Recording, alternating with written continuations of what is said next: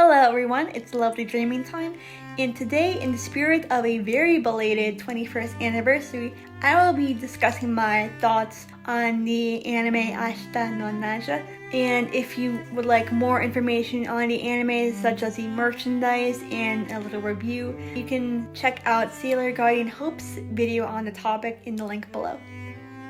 Specifically, I will be talking about the elements in the anime that I wished had more time to develop had the anime not flopped as it did. For example, we have these episodes regarding the backstory of each Dandelion Troupe member, with the exception of Thomas O'Brien, the violinist.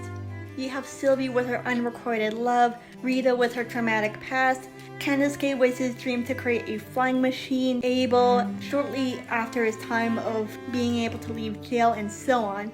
But we don't get anything about Thomas except his unrequited love for Sylvie in the manga adaptation. There could have been an episode of the troupe going to Ireland and it's revealed that the reason Thomas left, maybe either told by Thomas himself to Naja, or the troupe tells it to Naja over dinner that he left because of an abusive drunken father, and that's the main reason why he hates drinking, he hates violence.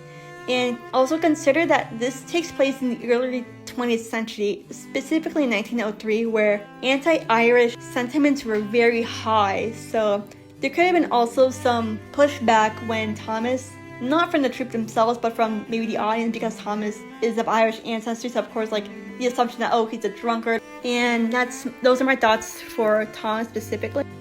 Another element I wish had more time to develop was the whole drama with the Harcourt family. Maybe in an episode where we finally get to see who Amelia was 100%, and flashbacks to the twins and Marianne before and after Amelia's death. I also would have loved to see how Keith's disappearance from his family affected Francis, because Harvey T. Livingston, the reporter, mentions to Naja in one episode that Keith escaped from the Swiss boarding school 6 years ago. So assuming that Keith and Francis were 16, then Keith would have been 10 years old when he ran away from home. And I would have loved to see more of how that greatly affected Francis, considering that his mother died, and then 2 years later, 2 or 3 years later, his twin brother dies. And that would have made him the next heir to the family. And with the mention of how Keith's disappearance was covered up as a death, that would have implied that there was some kind of funeral and tombstone arranged for Keith to keep up the lie.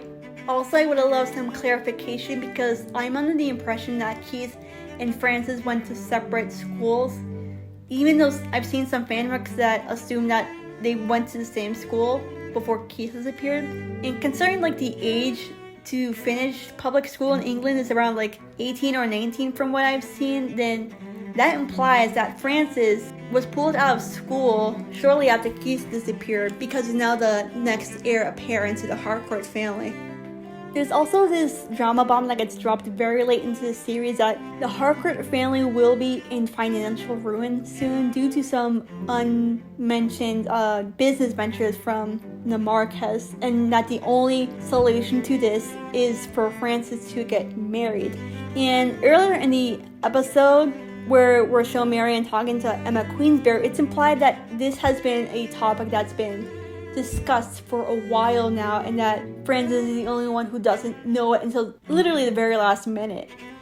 So by the end of the anime, that issue is still up in the air, and I've seen some fanworks that have Naja with her connection to being like the premature and all to financially help out, and I've even seen like one where Keith, through the verse of the sequel novel, like helps out too. So that I would have loved to see some clarification, because that's one plot point that is kind of hanging over the head of the family by the end. I also wonder, disregarding the sequel novel, if Keith would ever return to the Harcourt family, obviously not as the next head, but more as just the son, especially once the whole Black Rose Phantom debacle dies down. And those are my thoughts on the anime before I just straight up go feral and make a 1 hour long rambling essay about the wasted potential of it. And I'd like to move on to the 20th anniversary that happened last year, basically, where they had these new lottery merch, you got these new illustrations, and even this live reading from the sequel novel with some of the original voice actors of the anime. And I am so mad that they did not decide, not the voice actors of course, not the company or whoever, did not make the decision to make it an actual recording. Because from what I've seen on like the internet, there have been some changes made from the sequel to the live reading that were deemed positive, such as Rosemary and Naja finally getting their one-to-one battle that was mentioned in the anime. In the sequel novel itself, it doesn't really happen because Rosemary ruins Naja behind the scenes and once again gets away with it. And even this change from the main antagonist of sorts in the novel, DuPont, who is this middling, servile kind of guy, and he's changed into this suave villain in the live reading and official illustrations. And also, side note, I wish that the illustrations for the 20th anniversary were done with Kazuto Nakazawa's more recent updated style, just to see how it would have looked. We got a sneak peek with the illustrations to announce the live reading, and with the more newer illustrations for the campaign and all that, it reverts back to the 2003 version, which nice, they're nostalgic, but I would have loved to see my faves in HD, 4K HD. Also, some other silly little thoughts.